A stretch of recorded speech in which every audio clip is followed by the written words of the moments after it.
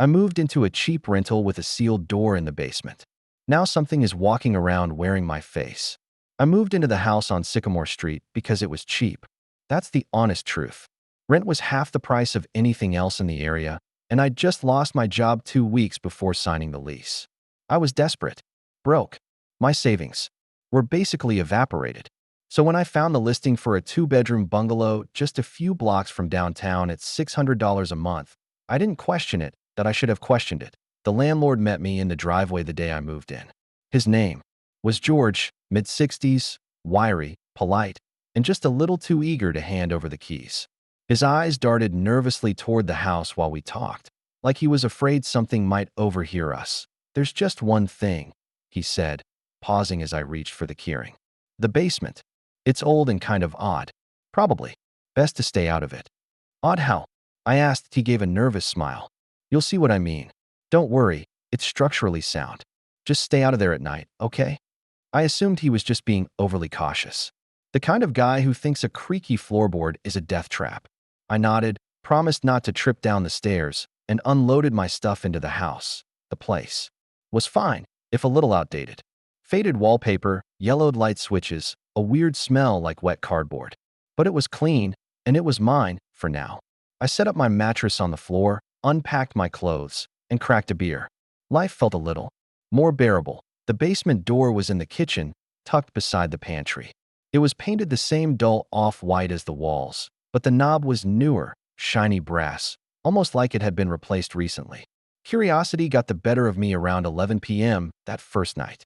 I opened it. The basement was just as George described. Old. Odd. The walls were stone, not drywall, and the ceiling hung low with wooden beams that looked hand-cut. There were cobwebs in the corners and long shadows that the single naked bulb couldn't quite push away. It smelled like mildew and rust. But what stood out most was the door at the far end of the room. It didn't belong. It was set into the wall with no frame, no trim, no hinges. Just a solid rectangle of dark wood, flush with the stone wall around it. There was no knob, no lock, no sign it could even open. It looked like someone had taken a real door and embedded it like a plaque into the foundation. I stood staring at it for a while.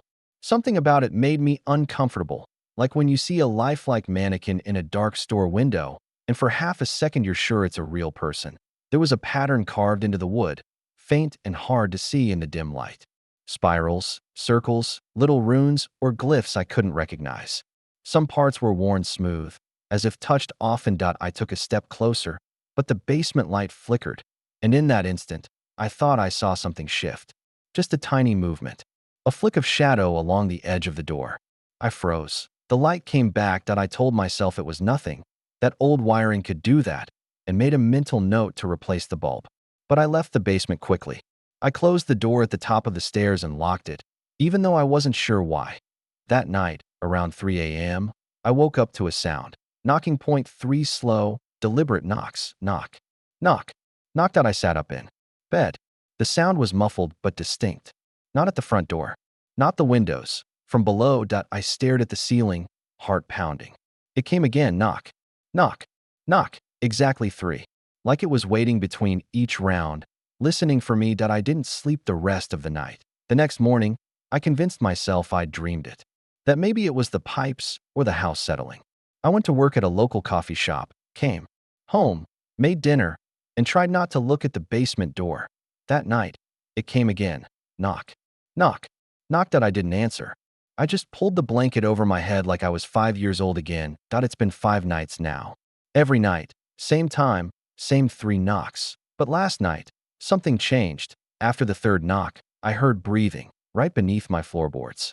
Long, slow, raspy inhales, like someone with fluid in their lungs. It lasted for maybe 10 seconds, and then stopped. I got out of bed, grabbed a flashlight, and went to the kitchen. The basement door was closed, but I could feel something behind it. Like pressure, like it was waiting. I don't know what's behind that door, but I think it wants me to open it.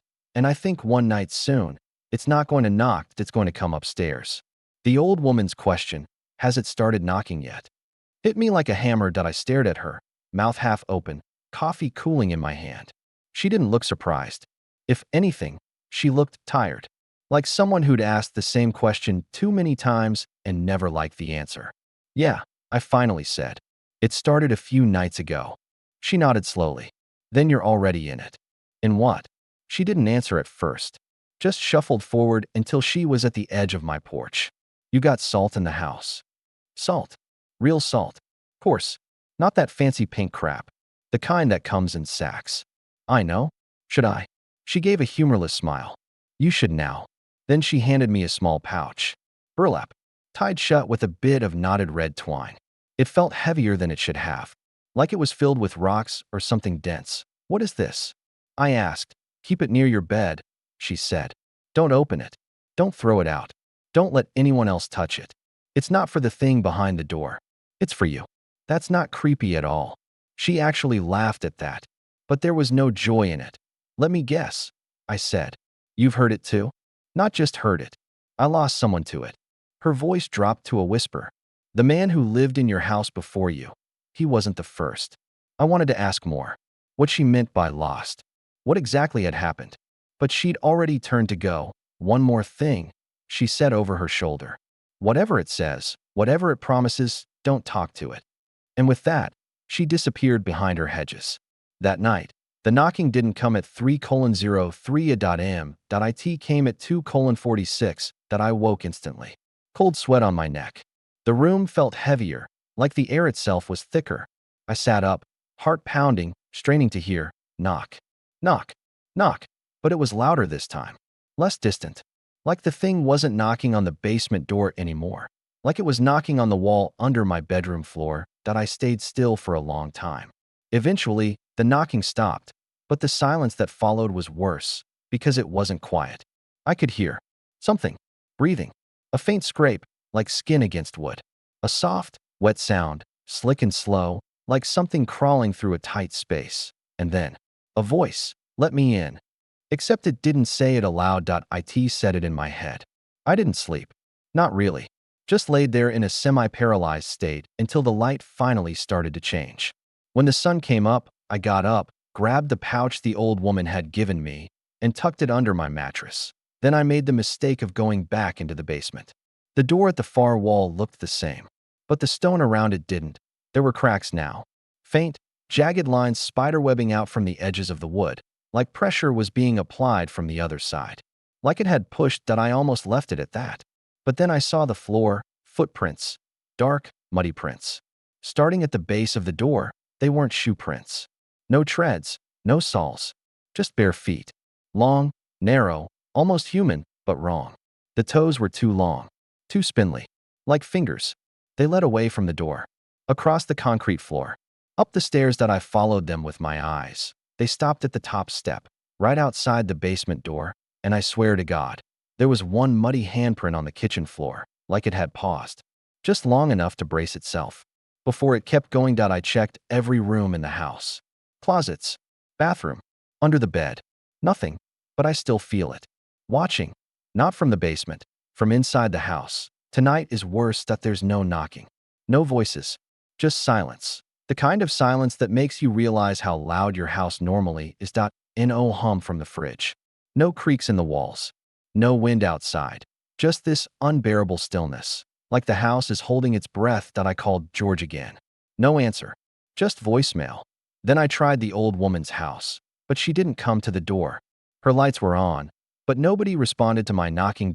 So now I'm writing this because I don't know what else to do. I'm not sleeping tonight. Not after what I found in the hallway an hour ago. Another muddy footprint, fresh, facing my bedroom door.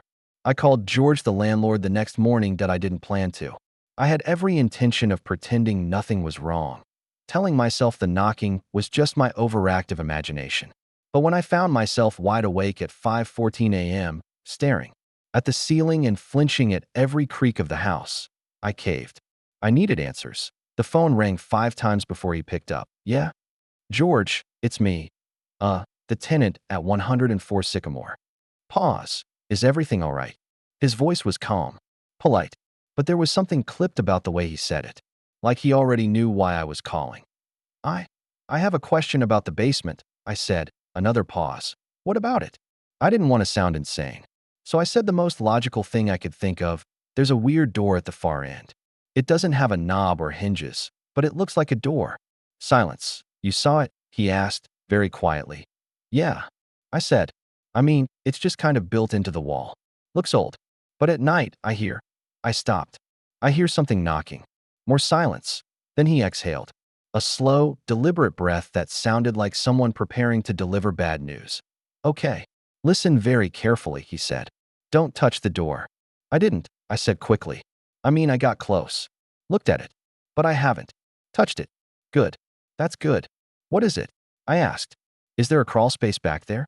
Some kind of air vent that, no. It's not part of the house. It wasn't there when the foundation was poured. That door showed up. About 15 years ago. That stopped me cold. Wait, what? I didn't put it there, he continued. Nobody did. The guy who owned the house before me told me the same story. One day it was just there, embedded in the stone, perfectly flush, and it never ages. The wood doesn't rot. The patterns don't fade. It just sits there. You've never opened it. You can't open it, he said flatly. And you don't want to try? It knocks. It whispers. It listens. But it doesn't like being disturbed. I couldn't believe what I was hearing. Are you messing with me? I wish. I was, George said. I almost didn't rent the place again. But legally, I have to disclose anything known to be dangerous. And that's the thing. Nobody who's left that door alone has ever had a problem. It only gets active when people start poking around. So what am I supposed to do? I asked. It's knocking every night. Then ignore it. That's your advice? Ignore it. Never talk to it, he said, suddenly serious. Never answer it. Never knock back. And never, ever tell it your name. I blinked. Why? It remembers. That was the last thing he said before he hung up. I spent the rest of the day on edge. Every noise made me jump. Every creak sounded like footsteps. I kept expecting the basement door to swing open on its own, or for the thing behind it, whatever it was, to come crawling up into the kitchen. I stayed out of the basement that day. Left the lights on in every room. Slept with my phone in one hand and a kitchen knife in the other. Still, at exactly 3:03 a.m., it came again. Knock. Knock. Knock. Point 3 slow, heavy knocks. Like something massive was on the other side of that buried door, pressing its weight against it. Waiting for me to respond. I didn't. I lay in bed with my back to the wall, eyes wide, heart hammering against my ribs. Then, something new. A sound. Not knocking.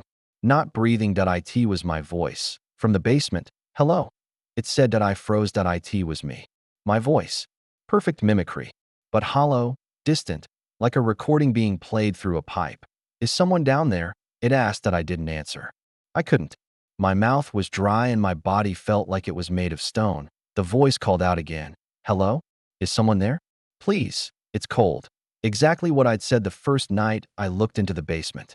Word for word. It remembered. Morning finally came. I made coffee with shaking hands and walked out to the front porch, hoping the sun would do something to clear the fog in my head. That's when I saw the old woman from next door. She was standing by the hedge, watching the house. When she noticed me, she raised a hand in a slow wave. You're the new tenant? She asked. Yeah. I said cautiously. Why? She nodded at the house. Has it started knocking yet? The muddy footprint outside my bedroom door stayed there all night. I didn't sleep. I didn't move. I just stared at the shadow of it under the hall light, like it might grow legs and walk off on its OWNWY sunrise. It was gone. Not smudged. Not faded, gone. As if someone had wiped it away perfectly. Except I didn't hear anything. Didn't see anything. Just one moment it was there, and the next, it wasn't. I almost called the cops. I even had the number dialed, finger hovering. Overcall. But what was I supposed to say? Hey, something came out of the impossible door in my basement and left wet footprints in my hall. They'd hang up, or worse, show up and think I was having some kind of episode. And maybe I am. But I can't afford to be wrong about this. I did the only thing I could think of. I went to see the old woman again. Her name is Mrs. Delaney. I found that out from the nameplate on her mailbox. When I knocked on her door that morning, she answered almost immediately. Her eyes looked red, like she hadn't slept either. You saw the footprints? She asked, like it was just a given. I nodded. How do you know all this? She stepped aside and let me in without another word. Her house was full of strange things. Jars of black salt, bundles of dried herbs tied with hair, mirrors covered with velvet cloths. On her kitchen table was a circle made of chalk and bones, tiny ones, bird maybe, and in the center was a rusted key resting on a folded cloth stained brown. She poured me tea like none of this was weird. The last 3 tenants came to me. 2, she said, after the knocking started. You're just the first one to last past a week. What happened to them? Her hands froze for a second, then resumed stirring. The door doesn't want just anyone. It chooses. If it knocks and you answer, it starts learning you, studying you, making a copy. I felt a chill creep up my back. A copy? Not perfect at first, she said. Takes time. Needs a name, a voice, a pattern. But once it gets enough. She trailed off, eyes drifting toward the hallway where a large mirror hung. Shrouded in dark fabric, I thought of the voice I heard 2 nights ago. The one that sounded like me. I heard myself. It repeated something I said out loud. Mrs. Delaney nodded grimly. That's how it starts. And the footprints. She looked at me then, and I hated the way her face twisted. Not with surprise. Not fear. Pity. It found a crack, she whispered. Now it's out. I asked her what it was, what the thing behind the door actually is. She didn't answer right away. She just got up, went to the back room, and returned. With a leather-bound book that looked older than her. She flipped through brittle pages until she found a hand-drawn diagram. It was a door, exactly like the one in my basement. Same spiral carvings. Same seamless construction. Beneath it, someone had scrawled a word in black ink. Mimic. It's not a ghost, she said. Not a demon, either. Something older. It watches, listens, and when it learns enough about you, it steps through. Steps through where? She stared into her tea, silent for a long moment. This side. She handed me a few things before I left. A pouch of thick gray salt, a string of bleached white bones, like vertebrae from something small, and a vial of clear liquid she warned me not to spill. Only use it if you see your reflection doing something. It shouldn't. I didn't ask what she meant that I didn't want to know. That night, I stayed up with every light in the house on. I sprinkled the salt across the threshold to my room, lined the windows, hung the bone string from the doorknob. 3:03 a.m. The knocking didn't come. Instead, I heard something walking through the kitchen, soft, bare, wet, like someone with soaked feet moving slowly across tile. I didn't move. Then it spoke, not in my head, not from the basement, from the other side of my bedroom door. Hey, it said in my voice. It's me. I'm locked out. Can you open the door? I nearly vomited. It kept talking. Soft, calm, just like me. I think I left something in your room. Can I come in? It paused. You dropped your salt line. That one nearly made me lose it. Because I hadn't. I got out of bed slowly, quietly, and looked. The salt line was intact. It was lying. Then came the worst part. I heard it kneel, right outside the door, sniffing, long inhales, like it was memorizing my scent. Then I heard it whisper, not to me, but to itself. Almost perfect. I didn't sleep at all. I'm still awake, watching the hallway from a crack in my door. There are more footprints now. Not just near the door, all through the house. Some of them are facing the wrong way, like it stood still, watching the walls. Or the windows. Or me. I didn't go down into the basement again until I couldn't ignore the sound anymore. It started yesterday afternoon, around 2 p.m., a soft hum, like static on an old radio, but underneath the floor. I tried to drown it out with music, but no matter what I played, it was there. Always humming, always just out of sync with reality. I kept catching movement out of the corners of my eyes. Not just shadows, reflections. At least, I thought they were. The problem is, I don't have mirrors in the house anymore. Not after last night. It happened while I was brushing my teeth. I leaned forward toward the bathroom mirror to spit. My reflection leaned back. At first I thought I imagined it. But then it smiled, after I stopped. Not a big grin. Just a twitch of the lips. Like it was amused. Then it mouthed something. 3 words. I couldn't hear them, but I knew what they were. I see you. I dropped the toothbrush. Covered the mirror with a towel. Later, I smashed it with a hammer. Cleaned up every shard. Careful not to let my own reflection catch me at the wrong angle. That's when I remembered the old woman's warning. Only use the vial if your reflection does something it shouldn't. I hadn't used it yet. I still have it, but I'm starting to think I'll need it soon. Today, the humming was louder. So I went into the basement. I took the salt, the pouch, the bone string, even the vial. I wore it around my neck, tucked under my shirt like a talisman. I figured I'd check the door, see if the cracks had spread, maybe get a look at the floor again. I told myself I was being brave, but the truth is, I was terrified. The door was the same, still carved, still wrong. But now, across from it, on the opposite wall, I saw something that hadn't been there before. A mirror, tall, narrow, framed in that same dark wood as the door. I swear to you, it wasn't there last time. I would have noticed. It stood about 6 feet high, leaned against the stone wall like someone had placed it there with purpose. Dusty, cracked at the corners, covered in what looked like fingerprints smudged in patterns that I didn't want to look. But I did. Of course I did. First, it just showed me, sweaty, pale, shaking slightly. Exactly what I expected. Then it began to shift. My reflection stayed still, but the room behind it changed. The light dimmed. The air grew darker. I saw shapes on the walls that weren't there in real life. Sigils, carvings, handprints. And behind my reflection, something stepped forward, tall, thin. It wore my face, but stretched.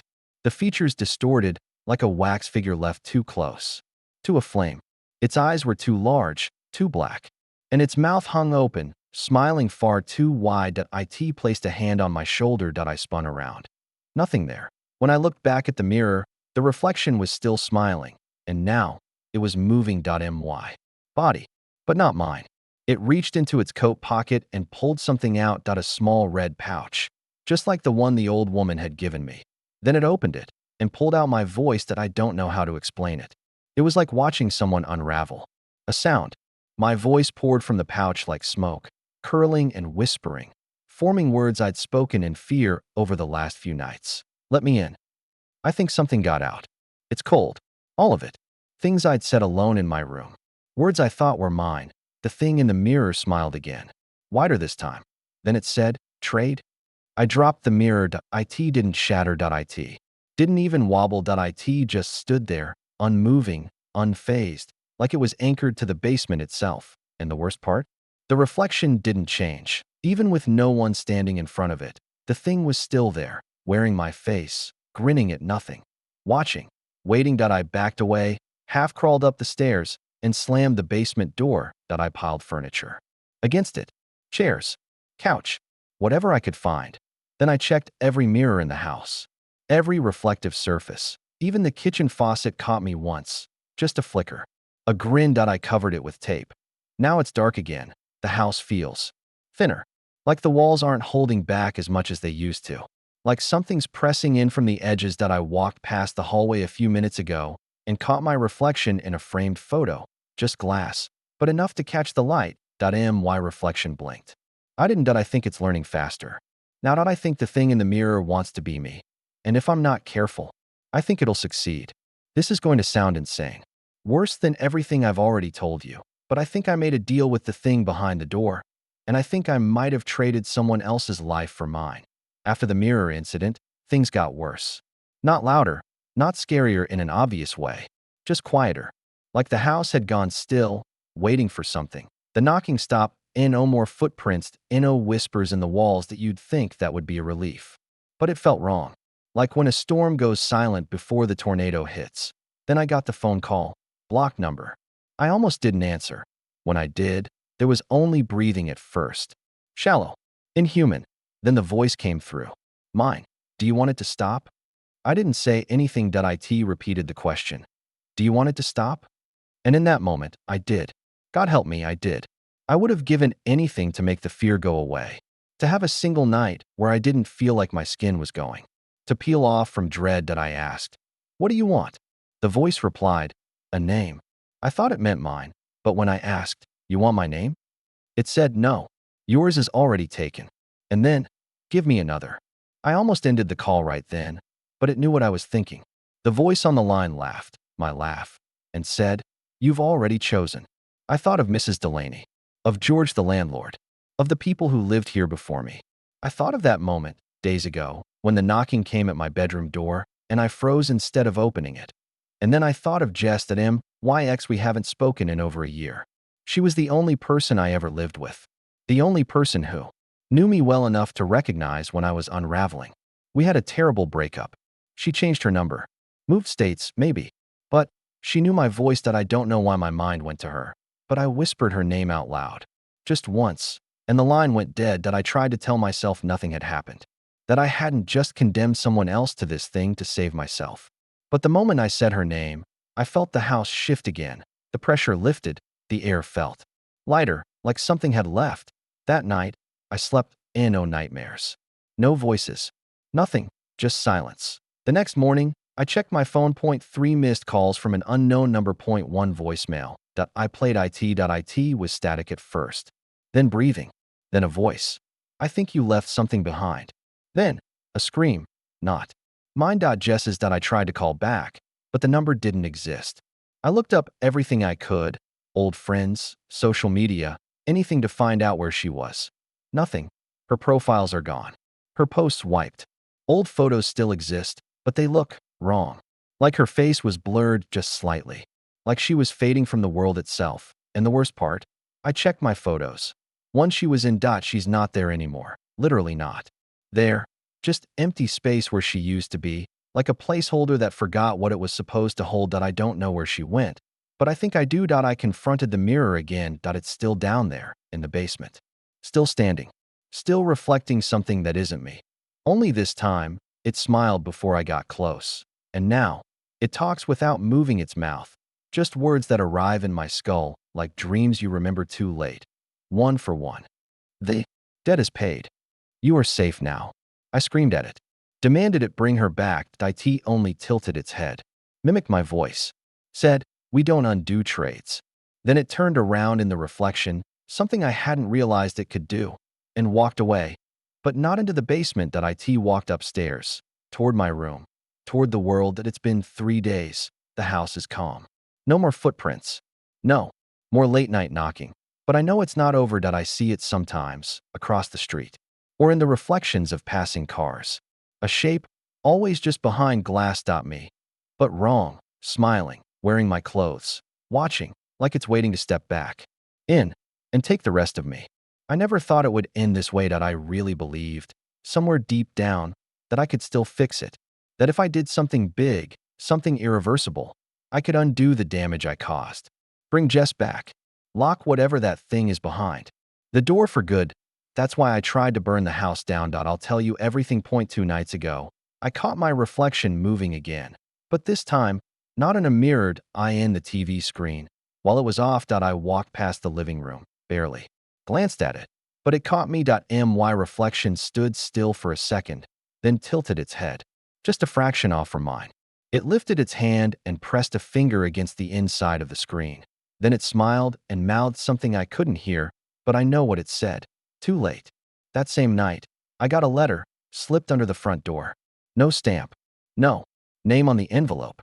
Just 1 line, typed on old paper. The trade was accepted. You can't make another. Underneath that, in the same type. But you can make a mess. I don't know who sent it. Maybe the old woman. Maybe a survivor. Or maybe the house itself, mocking me. Either way, I took it as permission, and maybe a warning. I bought the gas the next morning. For red plastic cans. Filled them all. Didn't care who saw. I spent all day pouring it. Into the vents, behind the drywall where I could punch holes, under the floorboards. I soaked the furniture, the curtains, the basement stairs. Everything. The mirror in the basement was the last thing. I splashed. It laughed when the gas hit it. The sound didn't come from the glass. It came from inside my skull. A deep, guttural noise like a creature choking on blood and honey. And then it spoke. If you burn this house, it said in my voice, you'll burn what's left of you. I struck the match anyway. Fire spreads faster than people think. Especially in old houses. Especially when you want it to spread, the flames climbed like they were alive. I saw smoke pour up through the vents. I heard glass popping in the kitchen, wood splitting in the walls. The air turned sharp, like copper and mold. And somewhere beneath all of it, I heard the thing behind the door screaming. It wasn't words. Just rage. Just hunger. And then, nothing. When I came to, I was lying in the yard. Neighbors yelling. Sirens in the distance. The house, a skeleton of black wood and rising ash, was gone. But the basement door wasn't. It was standing upright in the middle of the wreckage. Not in a frame. Just standing there, clean and untouched, like it had been carved out of reality. and glued into place. Not a single burn mark. Still sealed. Still waiting. They never found Jess. Not that they were looking. She doesn't exist anymore. Not in photos. Not online. Not even in my memories. Not completely. I keep thinking about her face and forgetting the shape of her nose, the sound of her laugh. Like my brain is smoothing over the place where she used to be. That I don't think she's dead, that I think she's in there. Somewhere. And now, something else is out here. The house is gone. But the thing isn't, because this morning, I woke up in the motel I've been staying in, and someone had written on my mirror "In Ash, thank you." And underneath it, a single muddy footprint on the carpet. Not going in, coming out. I tried to leave town. Packed a bag, jumped in my car, got as far as the city line before I saw the sign. Welcome to Sycamore Street. It was wrong that I should have been miles away. But the road looped back. Like I never left. That's when I realized. I never will. There's no fixing this. You don't undo trades with that thing. You don't burn it out. You don't kill it. You spread it. You make the mistake. Then it waits for the next person. I don't know how long I have before it takes the rest of me. But if you're reading this, if you ever move into a house with a door that has no handle, no hinges, and knocks from the inside, don't open it. Don't talk to it. And above all, never give it a name.